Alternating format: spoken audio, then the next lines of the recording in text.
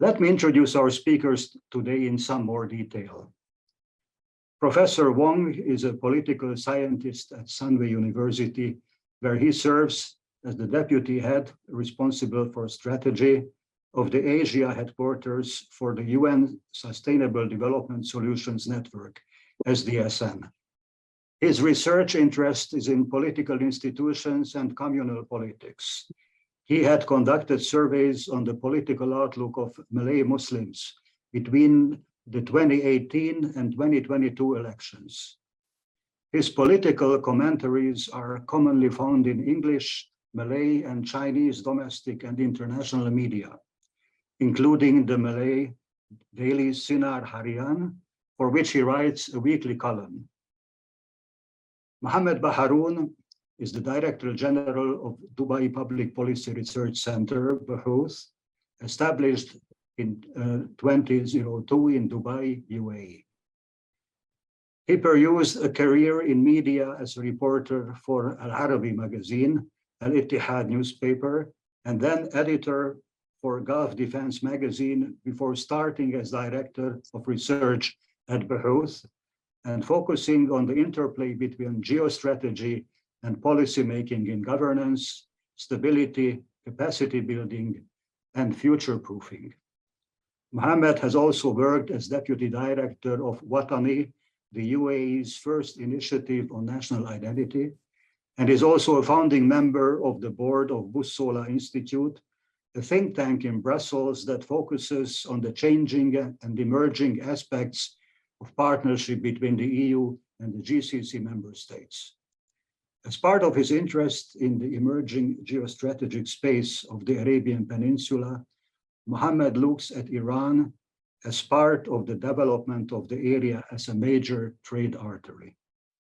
Mohammed Baharoun has a master's degree in English literature from Texas Tech University in 1995 and an English major from Kuwait University in 1987. Mohammed Zulfikar Rahmat is an academic from Indonesia whose research focuses on China-Indonesia Middle East relations.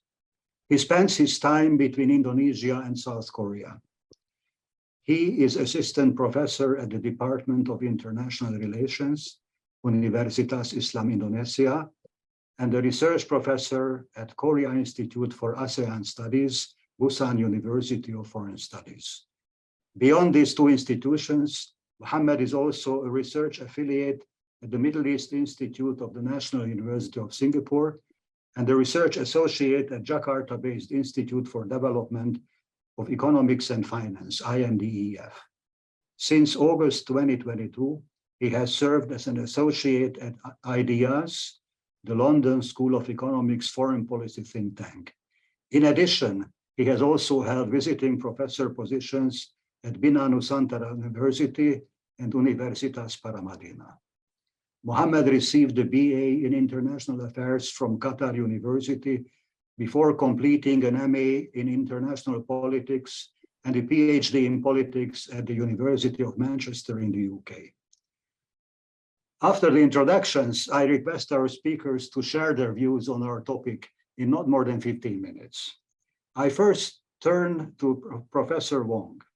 Professor, Malaysia has seen general elections recently with significant electoral gains for Partai Islam Malaysia, or PAS, identified with a conservative agenda. Is this the beginning or the end of the so-called green wave? Is religious conservatism here to stay in Malaysia? Will the coming local elections further enhance the trend? Thank you, Professor Georgie Bustin, for inviting me to share my view with our distinguished co-panelists, Dr. Mohammed Zulfikar and Mr. Baharoun. Ms. Shannon, may I maybe start with my presentation? Thank you.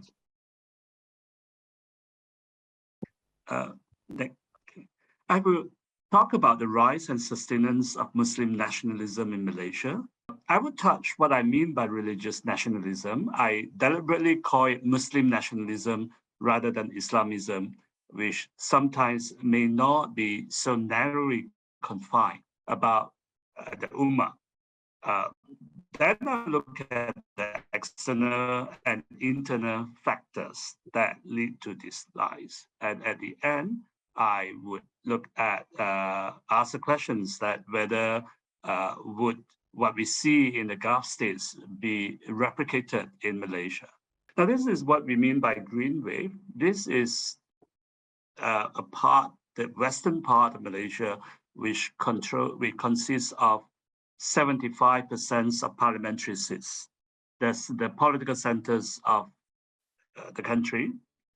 The teal color, as you can see, covering most of the constituency in the north and the east coast. That's represent the coalitions called National Alliance, or PN, consisting of two parties, the Pan-Malaysia Islamic Party, PAS, and the other Malay Nationalist Party called Bersatu. PAS, for the first time in Malaysia history, is now the largest party with 43 seats in the 222-seat member parliament. And its partner, Bersatu, wins 31 seats. Together, they form a 74-seat bloc, exactly 1/3 in the House. And they have been challenging the new coalition government led by Anwar Ibrahim, consisting of his multi-ethnic coalition, PH, the one in red color, and also the old hegemonic coalition, BN, the one in blue, as well as smaller parties from the Borneo states of Sabah and Sarawak. In July, or more likely August, 6 states currently governed by PAS and PH would go for their state elections. First time, we would have something close to the midterm in the American sense. And PN has vowed to win all the Malay majority seats. In other words, to deny BN and to a large extent PH their Malay representative. So the idea here is to call into questions that Anwar Ibrahim new government is a government rejected by the Malay Muslim. Now I want to go back to the phenomena called the green wave. The green, of course, refer to the iconic color of PAS. Does that symbolize religious conservatism, as PAS has spent decades in building up its school from kindergarten all the way to primary and secondary school? Is it a success of PAS and PN in using TikTok to court the young voters? Is it just an overall rejection of corruptions, because that was the main theme used by PN and PH against BN that dominated the last pre-election government? Is it because of UMNO's infighting, or is it because of Malay trust deficit in the multi-ethnic PH? Now, I want to go a little bit on talking what I mean by Muslim nationalism. I deliberately use this than the one earlier, instead of Islamism. Because in Malaysia, we do find Islamists who are not Malay Muslim centric. They may be very conservative, but they may not frame politics as existential battle between the Muslim and the non-Muslim.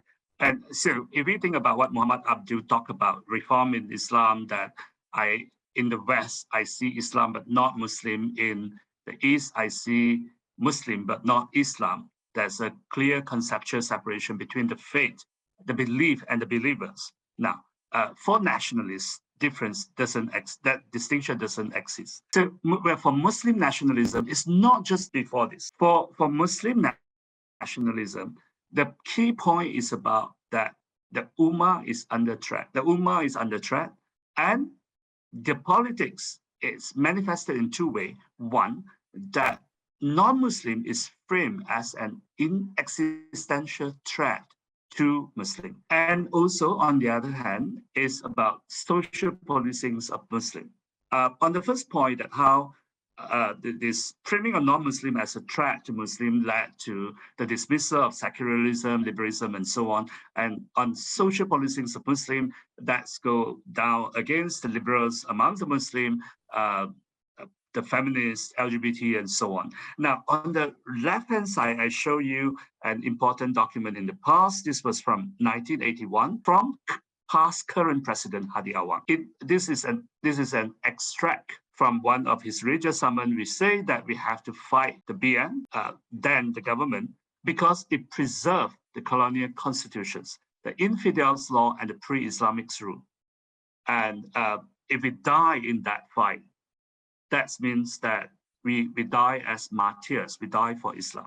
Now, on these external factors, this is what commonly, when we talk about that, people link it back to the Iranian revolutions. That's in 1979. And what I show you just now was in 1981. They also talk about the export of Wahhabism from Saudi Arabia. And the other important factor is actually the occupations of Palestine. Because Malaysian Muslims feel very strongly about that, just like Muslims in many other countries. They see this as a sign that how Muslims collectively are under threat. And that gives a lot of support towards. If I want to talk about internal factor, the first thing is, of course, modernization that most people know about.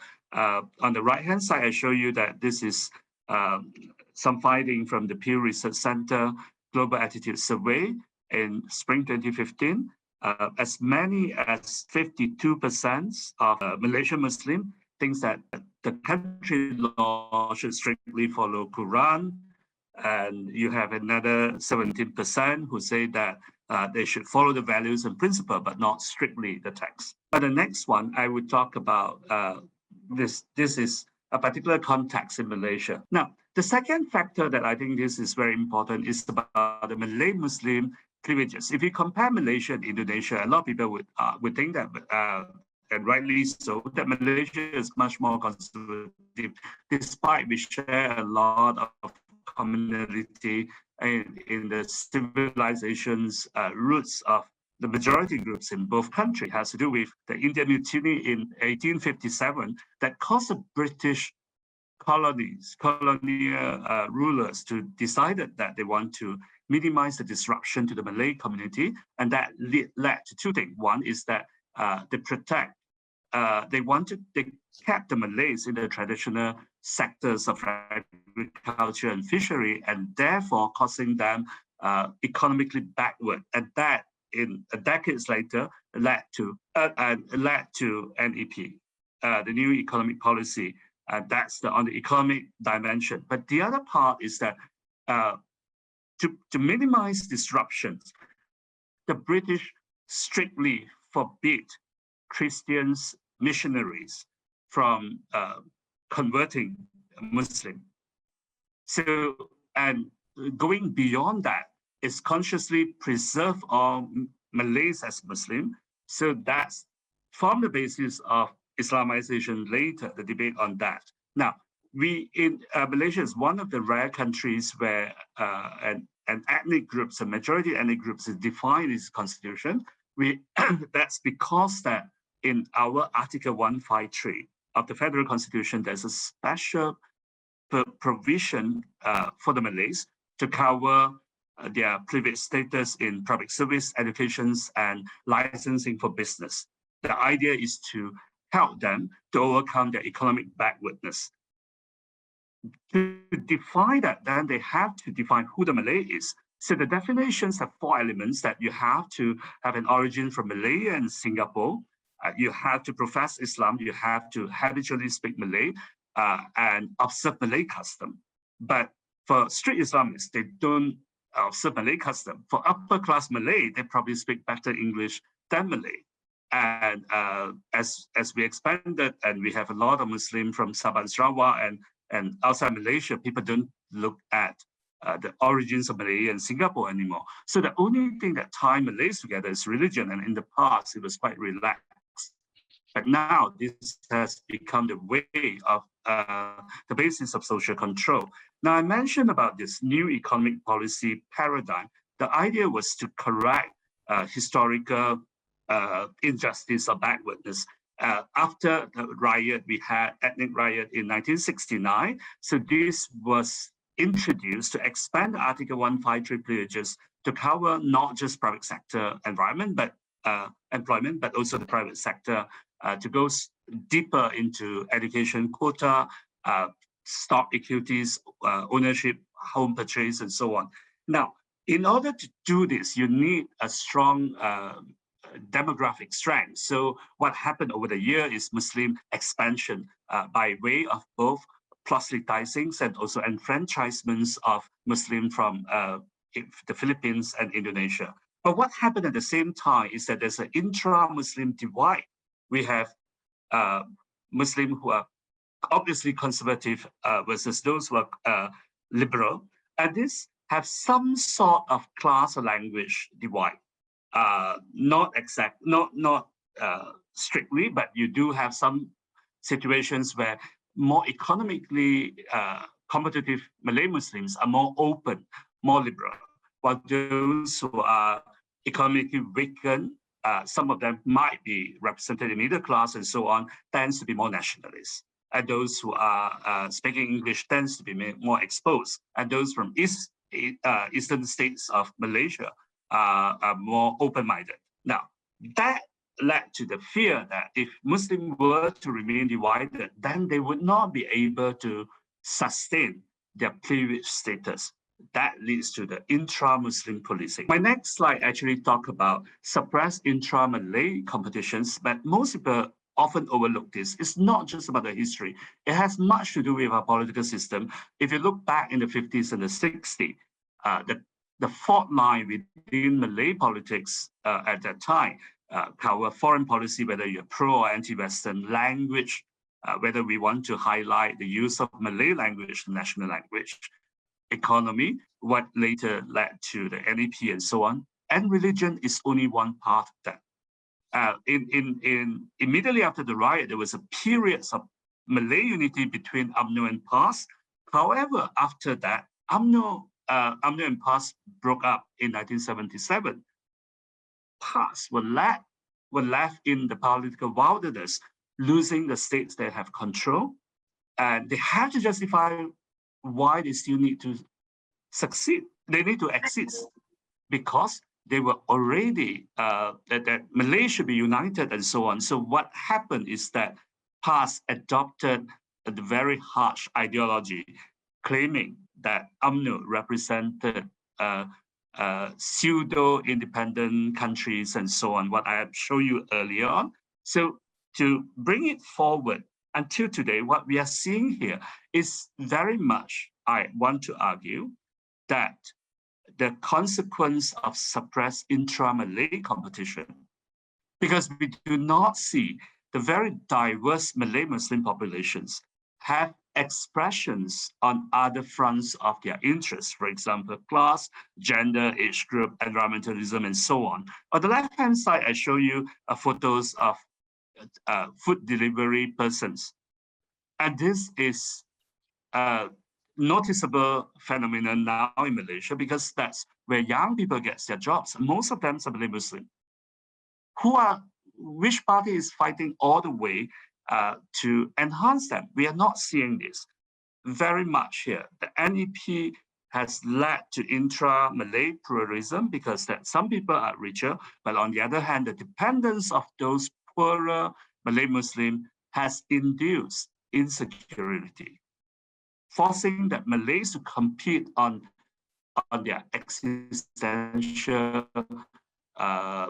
fear or instincts. To change that, we probably need electoral system reform, parliamentary reform for the Malay parties to express different kind of interests. Right. So this is, go back to the questions. A lot of liberals in Malaysia are looking at what happened in Saudi Arabia and UAE and say, well, you know, the Muslim here should just follow them. Now, the interesting thing is that if Wahhabism has shaped Malaysia for the last 20, 30 years, you do not see, because there's a change in Riyadh, things are changing in Malaysia as well. What MBS liberalization, sorry, there's a typo here. Liberalization has caused confusion and anger, but not admirations and emulations, because Muslim nationalism is largely fueled by internal dynamics more than international trends. Until Malay Muslims develop new and non-identity-based divides, and more Muslims become economically and psychologically secure, Muslim nationalism would remain popular. And it persists, however, the hung parliament that we have seen in the last 3 years, that offer an opportunity to change track. Because if the Malay Muslims have to compete and they overcome their fear of competition, then we probably see a different picture. The last one. Now, Malay Muslim nationalism, so conservative political Islam in Malaysia, is a very complex phenomenon. There are many ways to understand it. I do not argue. What I offer here is a whole picture. We are probably just everyone looking at one part of the elephant. And what I want to argue is, what I want to offer is an institutionalist account that political incentive does shape our politics and how people respond to it. As what Anthony Down said, parties formulate policy in order to win elections rather than win elections in order to formulate policy. So what we think about the discourse and so on, a lot of these are adopted because there is a materialistic ground for the articulations of the communal interest. Thank you so much. Thank you very much. Thank you very much, Professor. I very much appreciate your detailed and highly interesting description of the situation and the political struggle in Malaysia with a historic perspective. And you ended this with the picture of what I think is the elephant in the room, and we will have to decide what that is amounting to. But on this note, and after understanding from you the role in the Malaysian political struggle just ahead of the local elections, let me now ask our distinguished guest panelists from Indonesia that in the run-up to the elections next year in Indonesia, which also sees a heating up of the political climate and what I tentatively call a conservative surge as being reflected in the much debated Penal Code of the country recently adopted. If he could give us a description of how he sees the process. The floor is yours, Mohammed Zulfikar. All right. Thank you very much, Georgie. And I want to greet my other panelists, Mr. Mohammed Bahadun and Professor Chin, and thank you for the opportunity. And I would like to share my screen. So I titled my presentation as the Gulf Religious Diplomacy. Although later I will explore more about religious diplomacy carried out by the GCC countries in Indonesia, perhaps in the beginning I would like to answer the most important question, which is Indonesia turning to conservatism? And then later on, I will talk about the Gulf religious diplomacy and Indonesia's response. Why the last two topics is important, because by understanding the last two topics, then we can see the implication that what's happening in Indonesia may have on the relationship between Indonesia and the Gulf, or in the wider, or with the wider Middle East. As Georgie has mentioned, the so-called morality laws or the Penal Code has, of course, raised the eyebrows of many people. And because when the law is implemented, premarital sex and cohabitation by unmarried couple will be illegal. Offenders can be jailed up to 1 year. And then more importantly, Indonesian parents, children, or spouses can report alleged offenders to the police.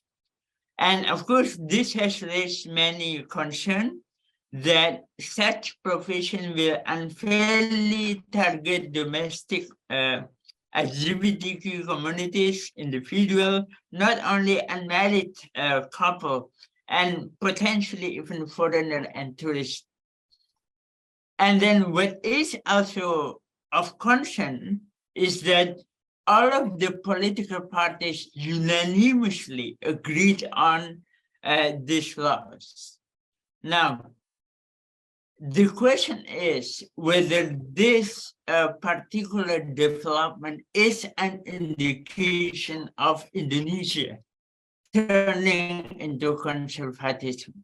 But if we look at the recent survey, the Indonesian National Survey Project, published end of last year by the Singapore-based Institute of Southeast Asian Studies, showed that Indonesian people actually remain moderate, secular, and multicultural in their outlook. For example, when they're asked whether Islam is compatible with the state ideology, I can see that, of course, there is some kind of a growing conservatism in this regard, but my argument is that the majority of people still or remain to be moderate. Of course, for example, whether Islam is compatible with the state ideology, which is Pancasila, only 13% disagree. All right? And 61% people agreed that the government should dissolve Islamic organizations such as Tahrir Indonesia and the Islamic Defenders Front. Indonesia Muslim majority, most respondents believe that Indonesia is secular. And maybe the thing that we can take from the survey is that 50% agreed that when for election it was important to choose a Muslim leader. And then meanwhile, 36% believe that blasphemy against Islam must be punished more severely than blasphemy against other religions. However,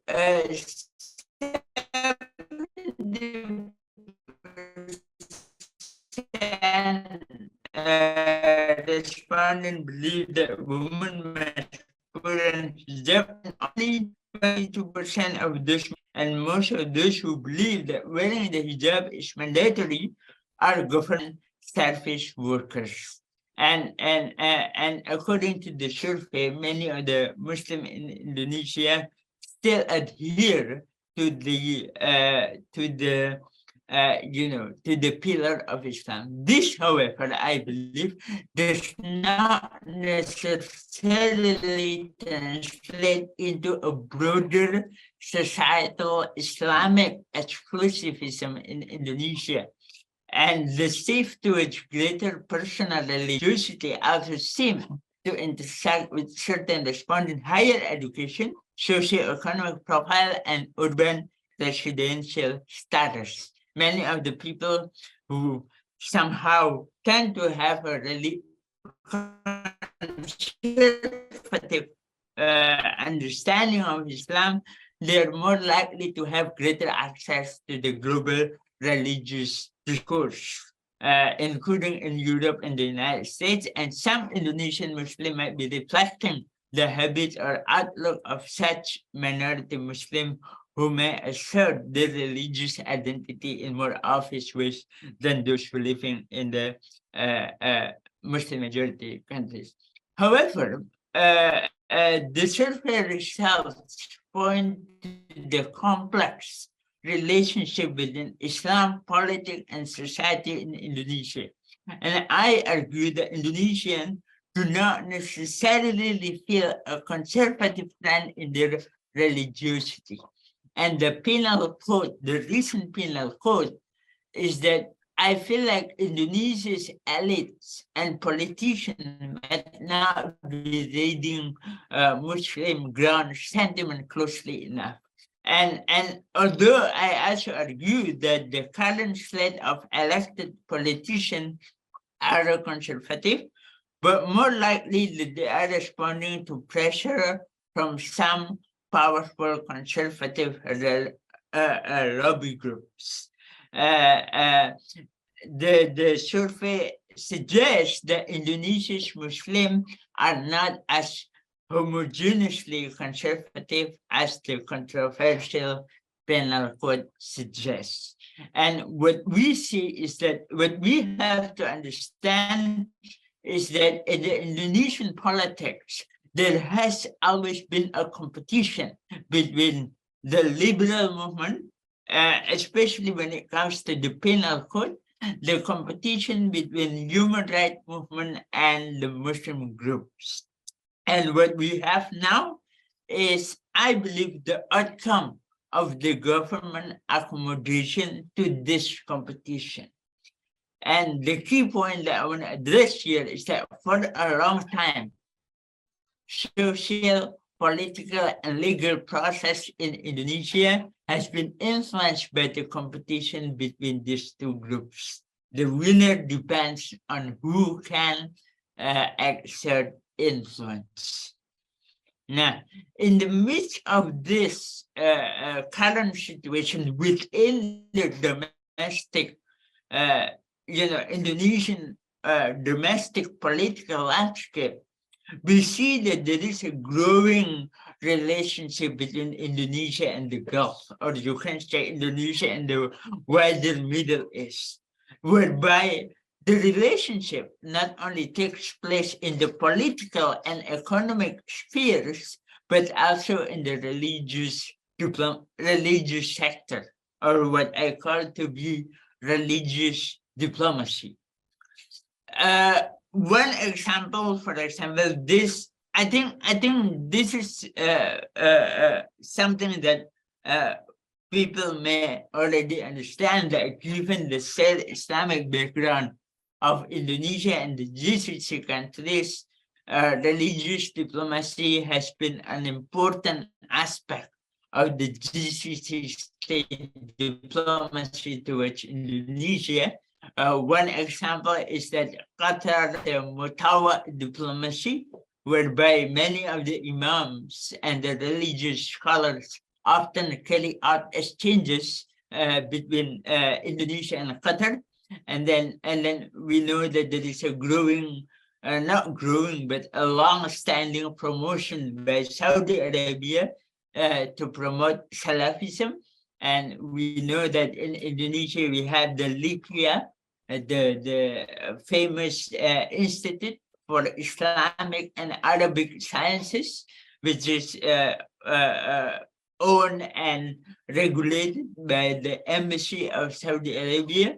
And then the UAE has also another religious diplomacy in Indonesia. But when it comes to the UAE, I see that there is somehow a concept, a new shared concept being developed, which is a moderate Islam. And Pak Jokowi, our president, often meet with Sheikh Zayed. They want to cooperate in promoting this idea of moderate Islam. And then we also have the GCC aid diplomacy. Different aids are being disbursed by the GCC countries in Indonesia.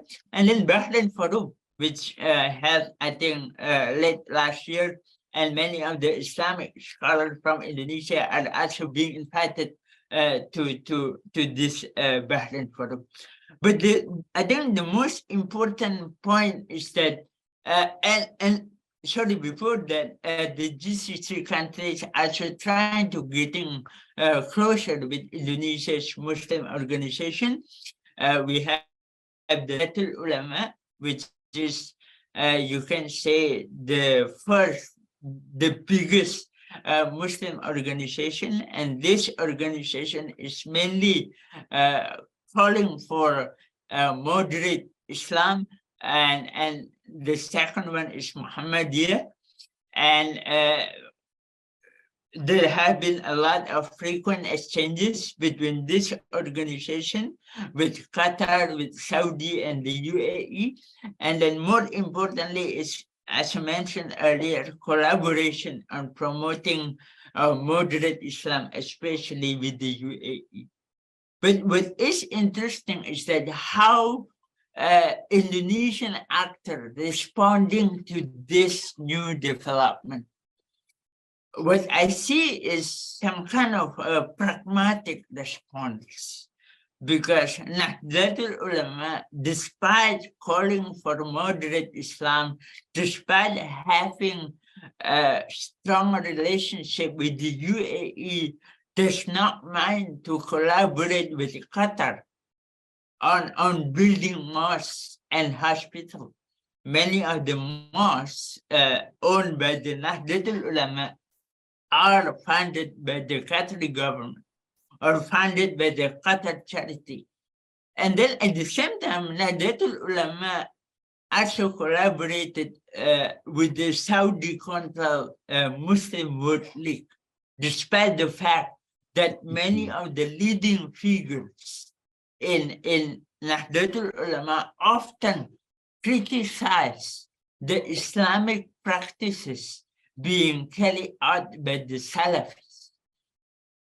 And more importantly, Salafis often criticize Nahdlatul Ulama for introducing innovation in the religion. So despite of this, this organization is still trying to maintain relationship with Qatar and Saudi Arabia.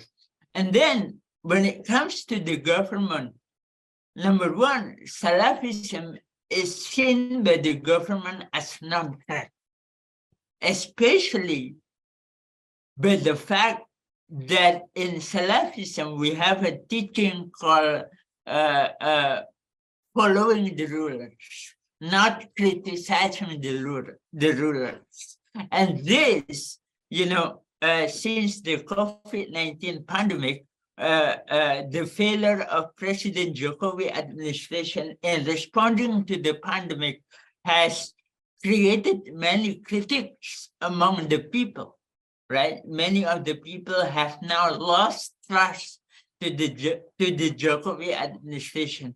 And yet, President Jokowi, the government sees Salafism as a non-threat. In fact, many of the Salafi groups are often invited by the government to speak about de-radicalization, to speak about respecting the government, and so on and so forth. At the same time, however, the Indonesian government has also collaborated with the UAE in promoting the moderate Islam. So this is quite interesting. And Jokowi has also embraced Nahdlatul Ulama push for a moderate Islam, and at the same time willing to legitimize Saudi and Emirati effort aimed at ensuring that moderation does not entail political liberalization. And then at the same time, our party, one of the famous party Keadilan Sejahtera, which is a branch of the Muslim Brotherhood in Indonesia, does not mind having a relationship with Saudi Arabia. And in fact, many of the scholars within this party are member, despite the fact that they are member of Qatar-based International Union of Muslim Scholars, they still have a good relationship with Saudi Arabia. The question is why. Many people ask why this complex relationship between the different parties in Indonesia responding to the GCC's diplomacy. Number one is, I think, pragmatism. For them, who brings money is more important. That's number one. And number two is that the organization stance is different from the member stance. So even though PKS, for example, as a Muslim Brotherhood branch, has many members who are a graduate of Saudi universities, and NU members, despite their moderate views, does not mean having a relationship with Qatar or with Saudi Arabia, because many of them have members who are graduate from Saudi universities or Qatari universities. So my main point is that although there is a growing trend towards conservatism, the majority of people in Indonesia still hold moderate views. And I believe the growing trend, however, will not have an impact on Indonesia-GCC relationship for two main factors. Number one is because the ties between Indonesia and GCC are mainly economic. And number two, the actors involved are mainly pragmatic. So we cannot say that the Salafi in Indonesia only have the relationship with Saudi, or the PKS, which is a Muslim Brotherhood branch, only have the relationship with Qatar and try to avoid the UAE or Saudi Arabia. They don't mind. In fact, one interesting story is that when the UAE decided to establish a relationship with Israel, people asked one of the politicians from the PKS, and he said it's okay for the UAE to have a relationship with Israel, as long as we can maintain good relationship both with the UAE, with the Emirati actor, and with the Qatari actor. So I think that the actors in Indonesia are mainly pragmatic in responding to the growing religious diplomacy carried out by the GCC countries. Thank you very much. I return to George. Thank you very much, Mohammed Zulfikar. It was a hugely interesting and a very substantive resume of the situation in Indonesia. I can't decide which is more complex, Malaysia or Indonesia. It is an interesting competition, but I find it reassuring that you say that there is no reason to cry wolf over Indonesia. This, and let me just ask Mohammed Baharoun, looking at all this from the Gulf perspective, because we heard the mention of Arabia, the Gulf countries, in many contexts. How do you feel about this? I mean, how do you see the reverberations and how do you see the impacts? The floor is yours. Again, good afternoon to all of you, and good morning, of course. And thank you very much for the invitation and to be in this position with very well-learned scholars. Two warnings. First, I'm not an expert on South Asia, so do not expect me to elaborate a lot on what is happening inside Indonesia and Malaysia. And the second, I don't have a presentation. So please bear with me as I try and elucidate how things are seen. The major prism of this discussion is a question whether there is a drive for reform in the Gulf that is counter to a move towards entrenchment in Southeast Asia.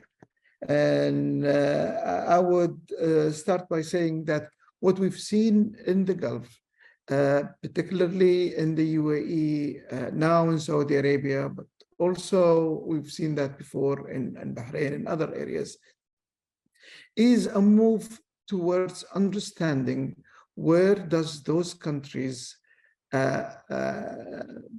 stand versus the universe. We are no longer regional countries. We are countries with a huge number of international, either visitors or residents, but also countries who have huge relationship, investment, trade, education, knowledge transfer with the world around us. So looking at that from this prism might explain what are we trying to do with changing some of the laws that are we're having. And of course, there is a contrast between, let's say, the morality laws that Dr. Muhammad just explained, and also the lowering of the roles of the morality police in Saudi Arabia, or changing some of the laws here in the UAE. There is a contrast.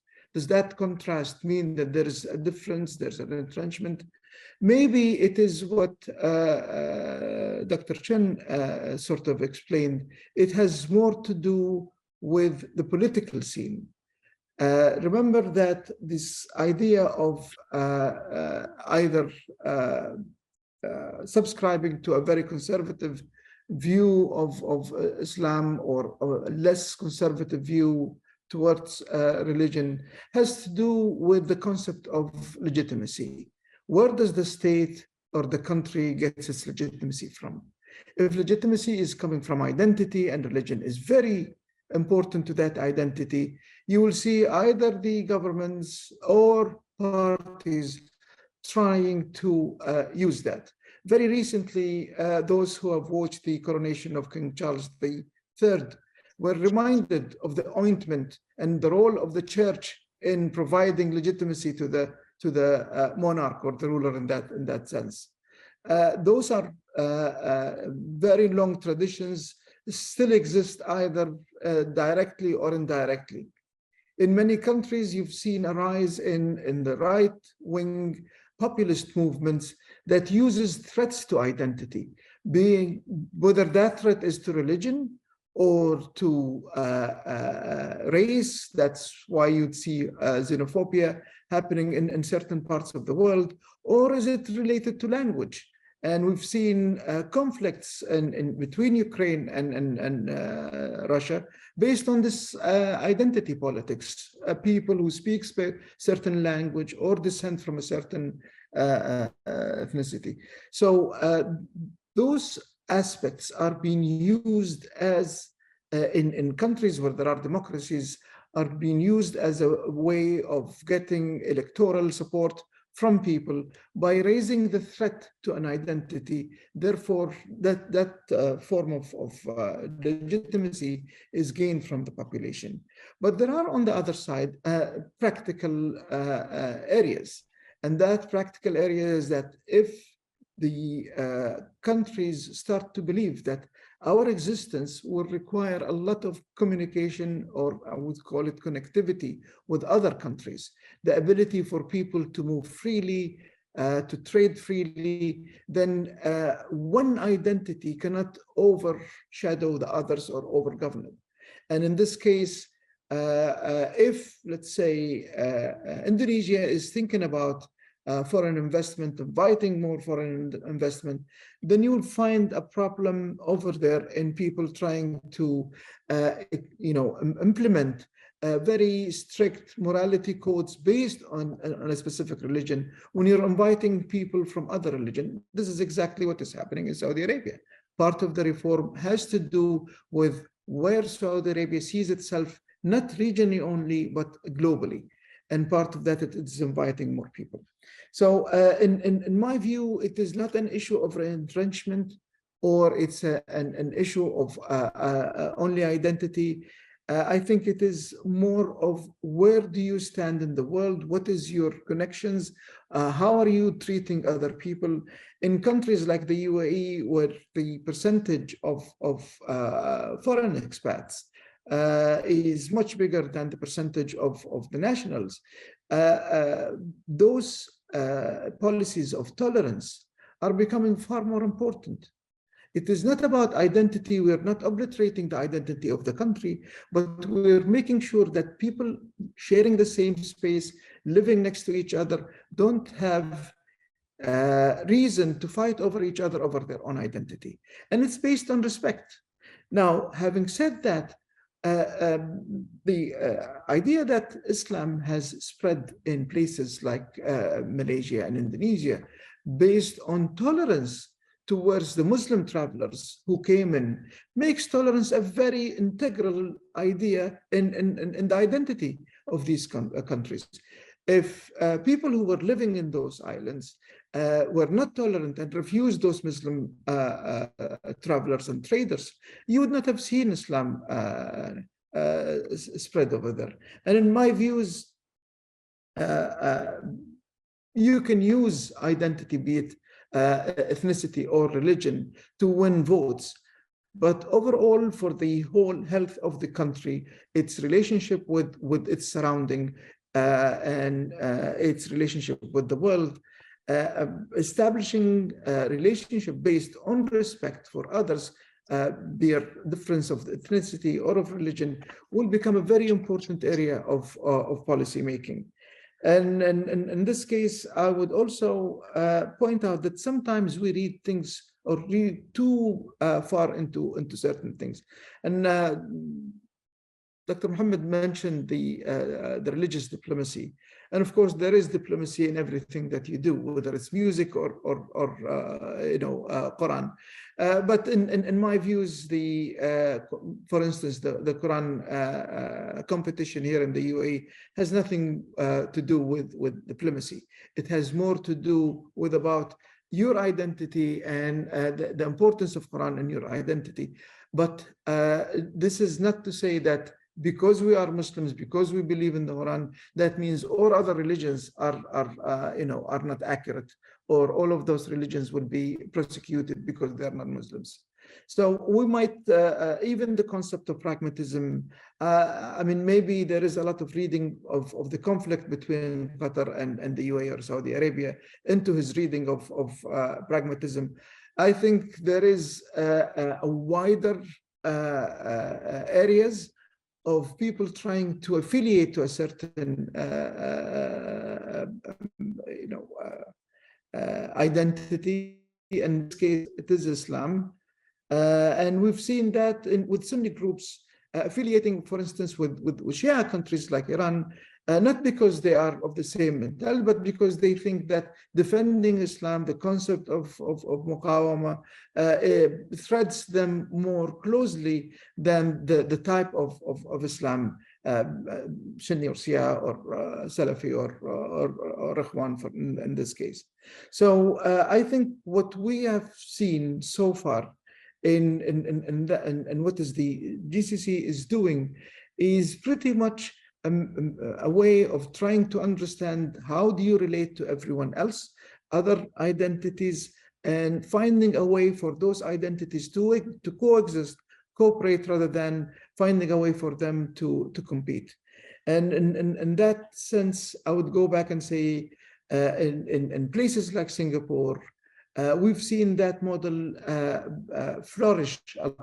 In my view, it has flourished before that in places like Malaysia and Indonesia, and that was allowed Islam to spread over there.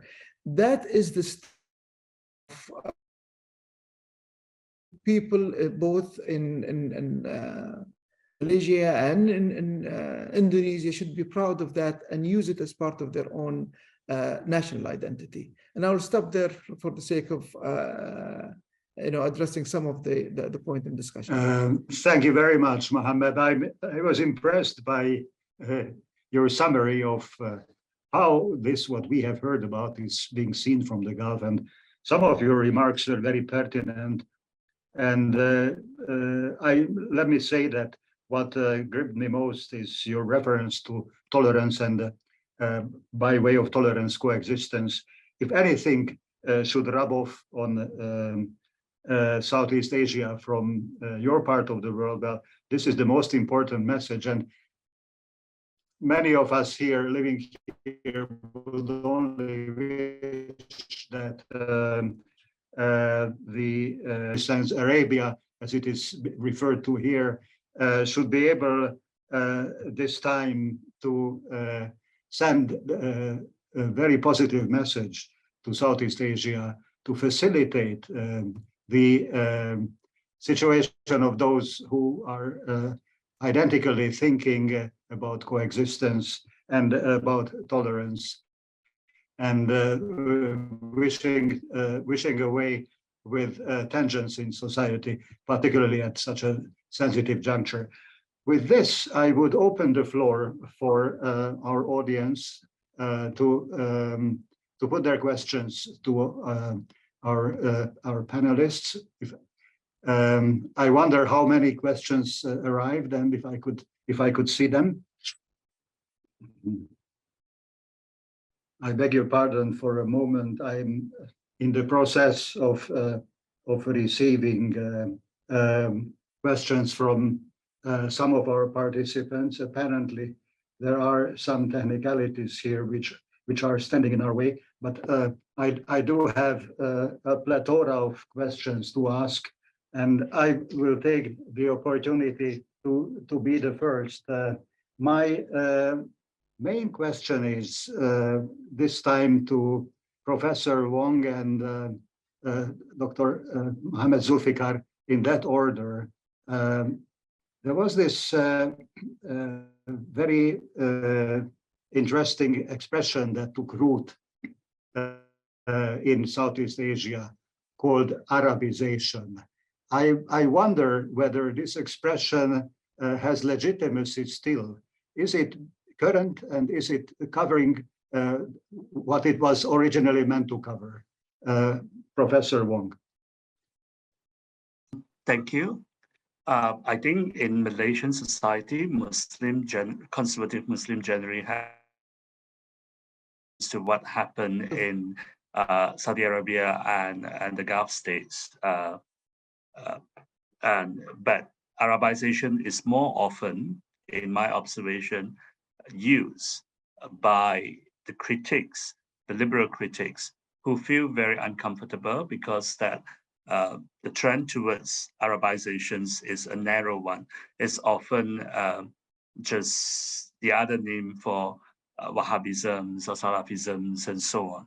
And certainly we do not see a wider range of Arabizations that look at, for example, the more inclusive traditions from Levant or Northern Africa. Mm-hmm. Thank you very much. Mohammed Zulfikar on the same. All right, thank you. I agree with Professor Chin that the concept is usually too narrow to be defined. Although, in the past, it has been used as a way to define the influence of the Middle East in the Indo-Malay world. Recently, the concept has been used also to understand the bilateral interaction between the Gulf countries and Malaysia or Indonesia or Brunei or many other countries. So I think depends on how the concept is being used. If the concept is being used to define the interaction between the Malay, Indonesian world and the Arabian Gulf, then I think it is still relevant today, or it is increasingly relevant given the fact that the relationship between the two are increasingly apparent, especially in the economic field. But if we define the concept of Arabization in a very narrow way as the propagation of certain belief or certain view, then I think the concept is too old to be used. That's my opinion. Thank you. Well, thank you very much. I appreciate your explanation on this, and frankly speaking, a question from my colleague, Mr. Clemens Chai. We have been hearing about the role, important role of Nahdlatul Ulama in Indonesia, which has always been seen as a beacon of the progressive interpretation of Islam. I don't want to elaborate more on this. The question is short. What is the current position of Nahdlatul Ulama in the midst of many of these controversies? If you could elaborate, Mohammed Zulfikar. Right. As I mentioned earlier, when it comes to this organization, Nahdlatul Ulama, we have to differentiate within the official standing, the official perception, and the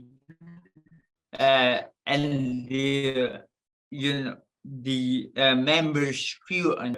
For example, when it comes to the official, when it comes to Salafism, for example, the organization never ever have a stance on Salafism, but rather the people and the leading figures in the organization who have some kind of, they often criticize Salafism as a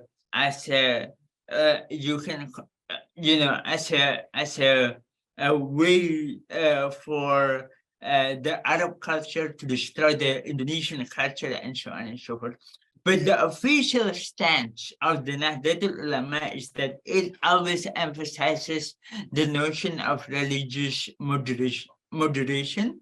And Nahdlatul Ulama, they advocate a multi-religious and pluralistic democracy, and in a full and unconditional embrace of the universal declaration of human rights and the form of Islamic jurisprudence. So that is the official standing. When it comes to the member standing, for example, many of the Nahdlatul Ulama's members are also members of PKS, which is, as I mentioned earlier, a party affiliated with the Muslim Brotherhood.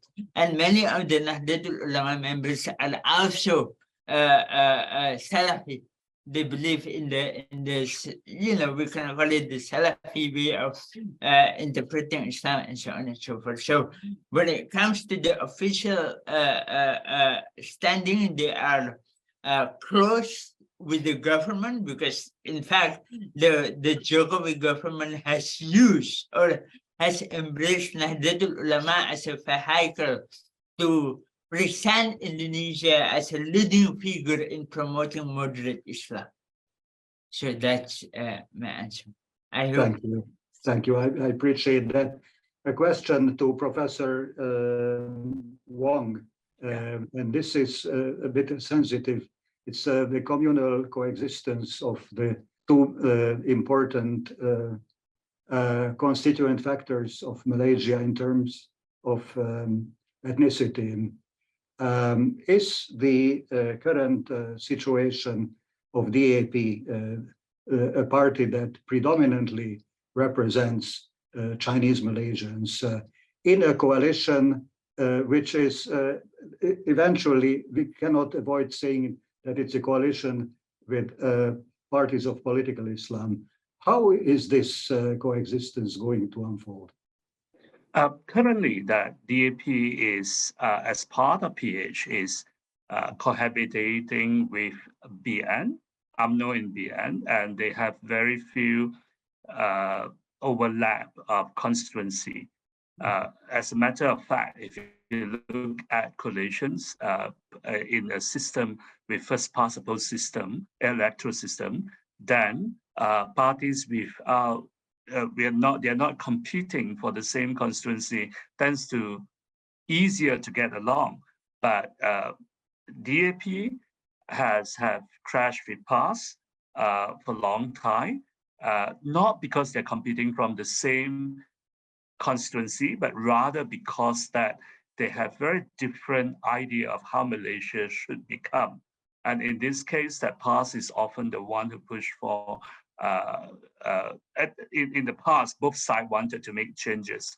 But today I would argue that DAP is actually much more moderate, or DAP is going for incremental changes accepting that the reality you cannot do away the NEP paradigm in a short while pass. In being cornered at the end, would try to say that Muslims are under threat. And UMNO in the past played the same game when UMNO was in the last government. UMNO also say that it would reject DAP, but clear-minded observer can see that the two parties, UMNO and DAP, are willing to accept each other at some point. So the main challenge is actually about in the competition between Malay parties.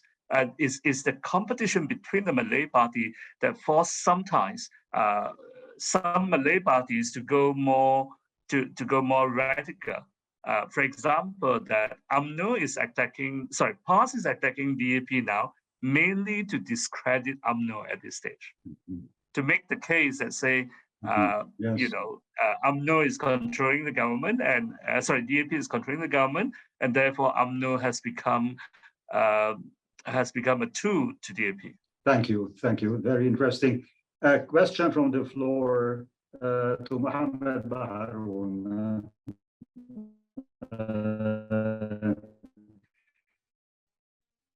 This is in the context from dialogue between people who are fearful of a threat to moderation, both in the Gulf and in Southeast Asia. The organization Hidayah has been playing an important role in combating extremism. Do you think that Hidayah can contribute to similar endeavors in Southeast Asia? How do you see the current work and prospects of Hidayah? Thank you very much. Hidayah is also sharing practices, experiences with other similar organizations, be it here in the Gulf, but also with the US. So based on that, there is no reason why that experience couldn't be shared. But I would also emphasize that these are experiences, and those experiences are governed by the place, the people, the culture. So it would need to be very adaptive to who you're talking to. There is no one solution that would fit everyone. It's not a free size type of organization. The concept of de-radicalization depends a lot on the cultural aspects, where people live, what social influence comes from, what does radicalization come from? Is it coming from religion? Does it come from discourse? Does it come from peer pressure?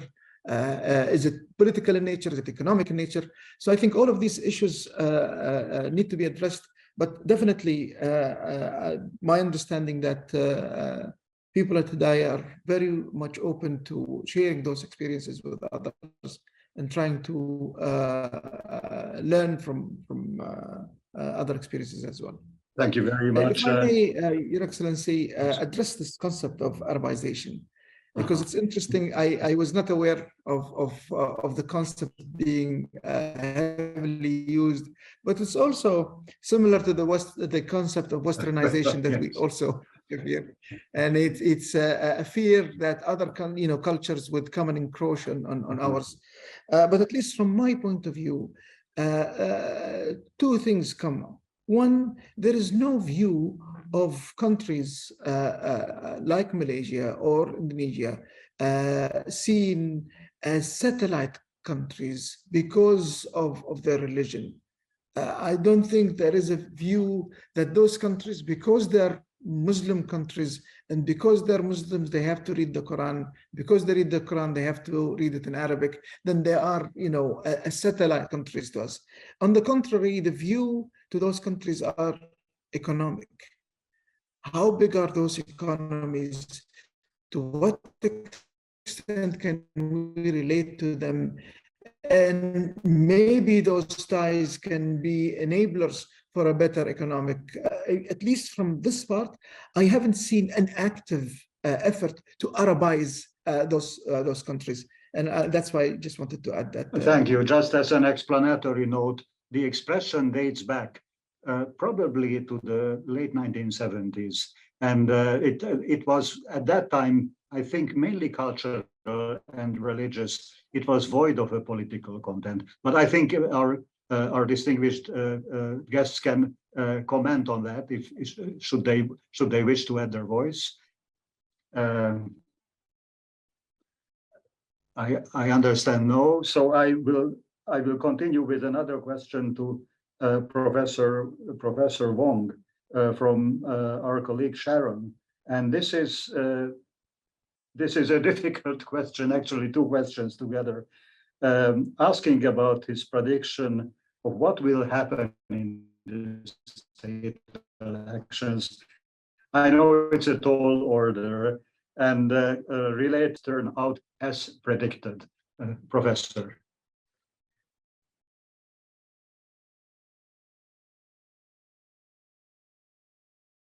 Professor, you should turn on your... Sorry, I missed the second part of the question. You say that... Yes, what we can infer if the results turn out as predicted. I see, okay, right. I think in general, people would expect we have 6 states going into elections. 3 states, Kelantan, Terengganu, and Kedah, are now currently governed by PAS.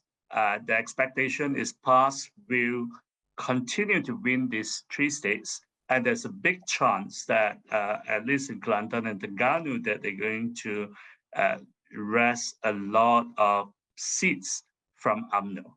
In other words, that these 3 states are likely going to be stronger for PAS and PN, and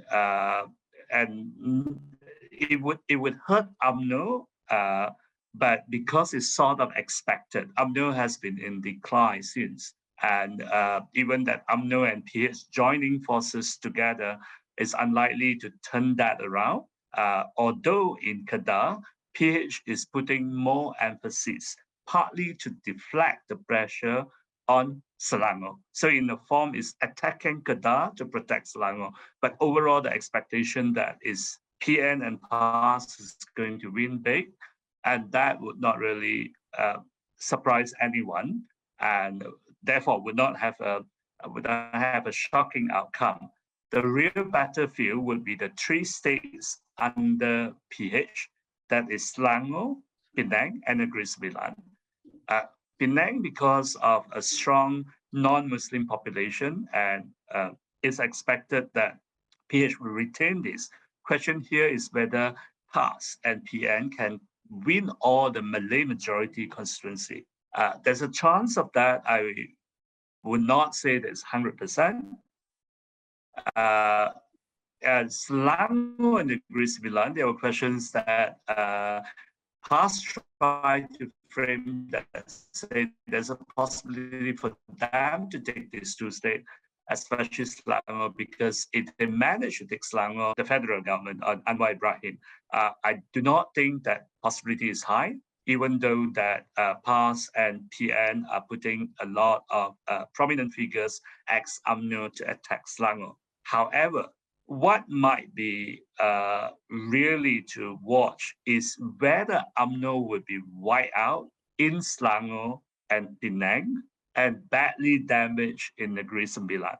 If that happens, PN can easily trigger a panic within UMNO. So much so that some leaders in UMNO would want to push the government towards the right to be more Malay Muslim nationalists, which would automatically, naturally face resistance from PKR and DAP.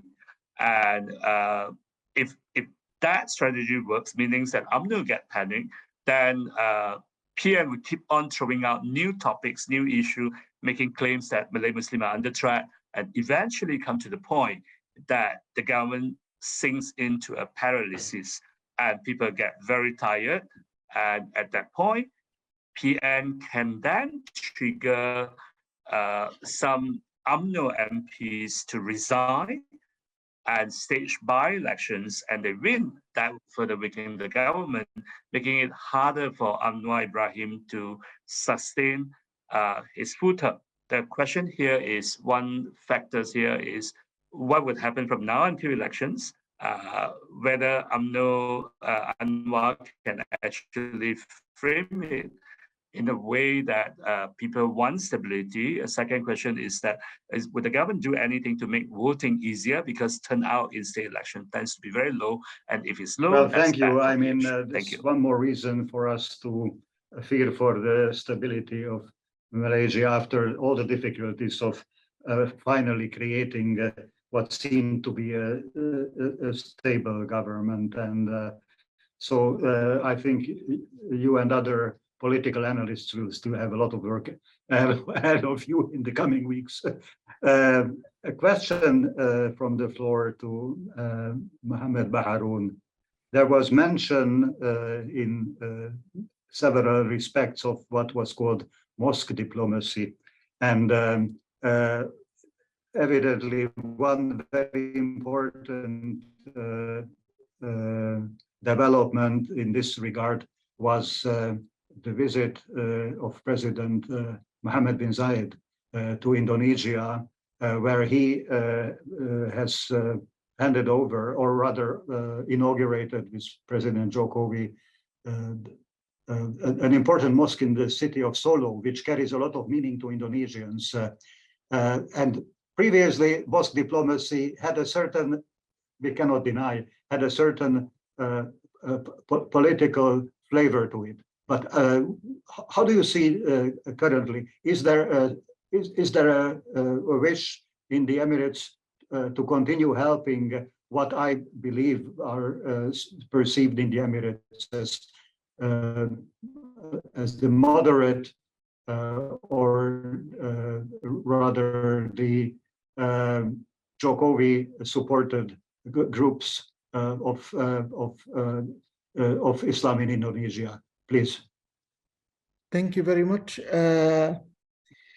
Mosque diplomacy, I think you're referring to UAE investment in building the mosque.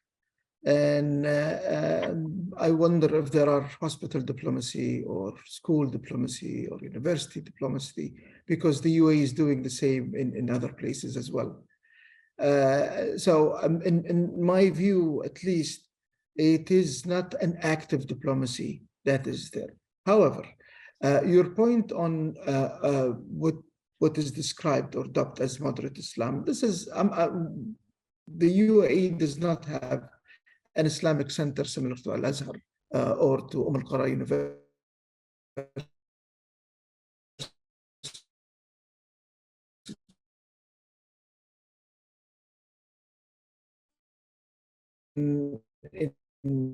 In our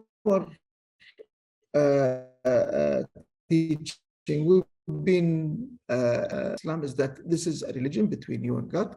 It is the dominant religion in the UAE, or it is the religion of the country, but it does not prevent others from living based on their religions. That's why you've seen churches, temples being built around the UAE, not now, but since its inception. And if that is what you describe as moderate Islam, or what the UAE is trying to do, then that is absolutely right. But it is not, I think, in my view, an active diplomacy as such.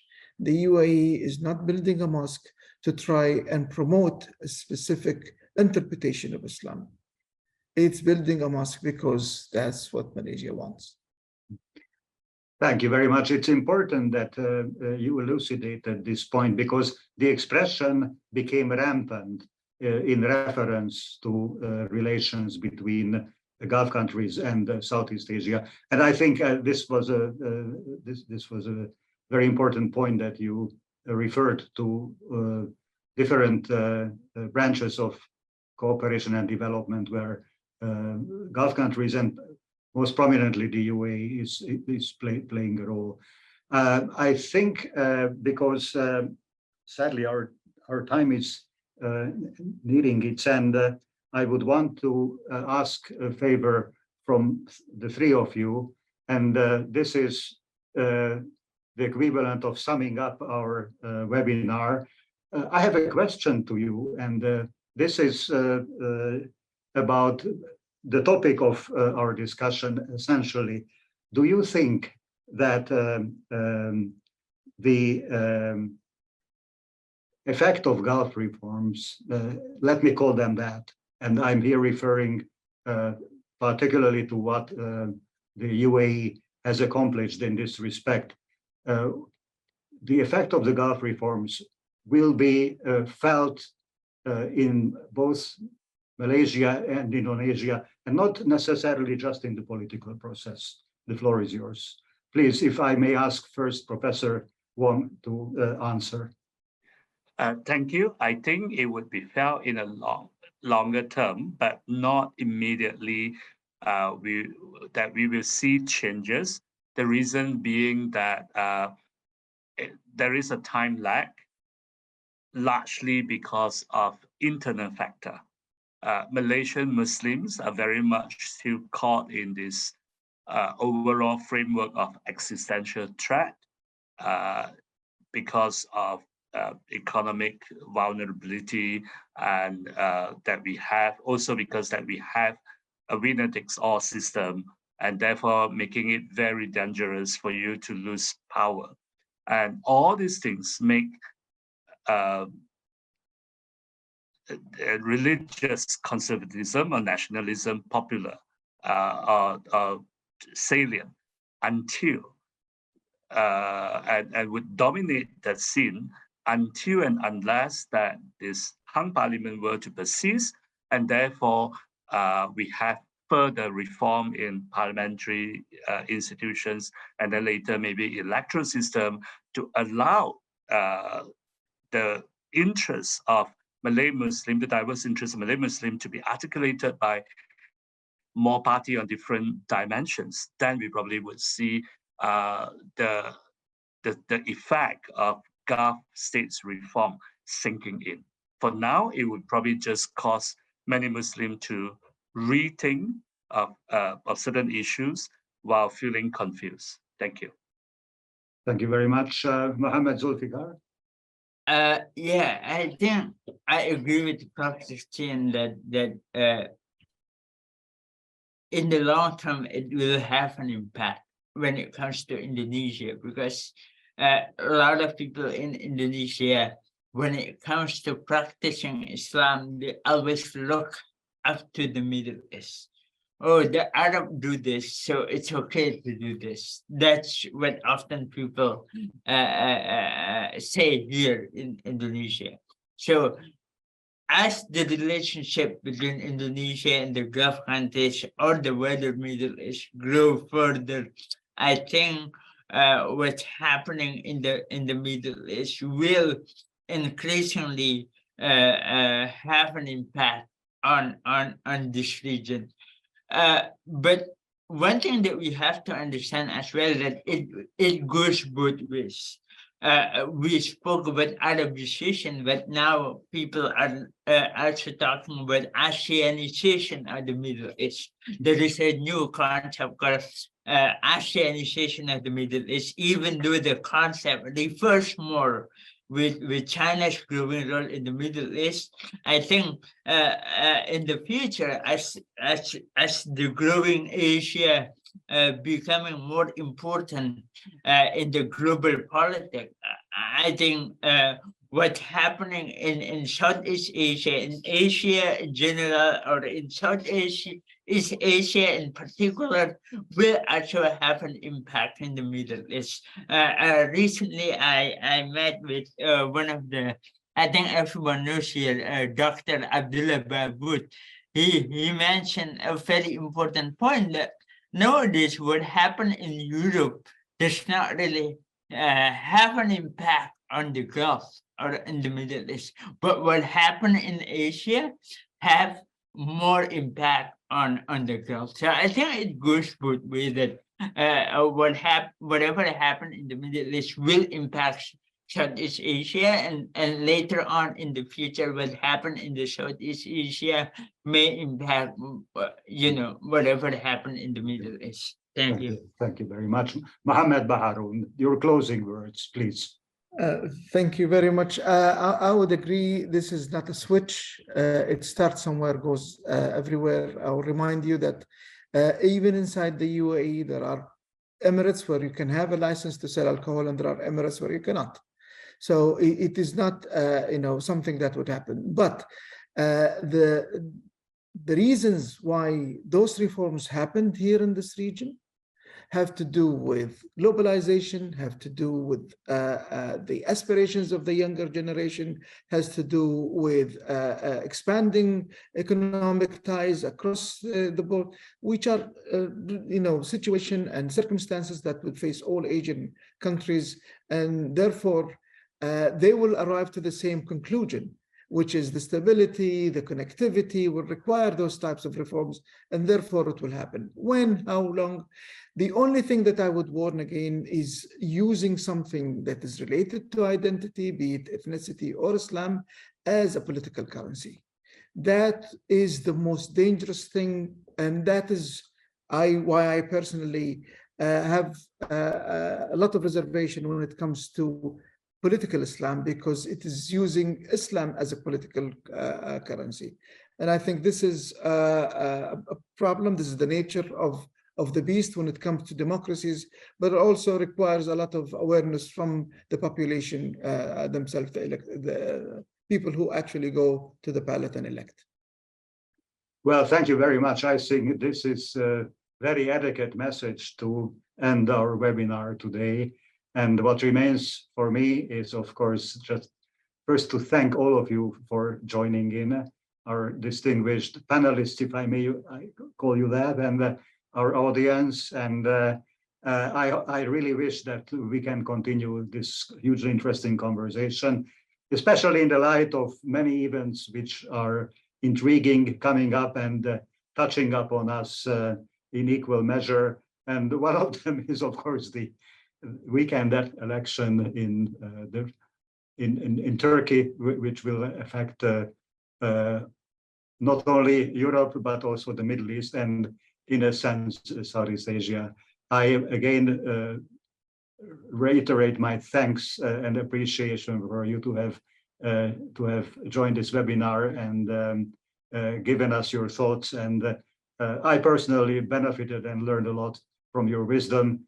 And once again, I hope that this nexus, which has gone back for centuries between the Arabian Peninsula and Southeast Asia, will be a source of inspiration for both sides. And it will be a give and take to the benefit of the people of both regions. Thank you very much. And with this, I say goodbye. Thank you. Assalamu alaikum.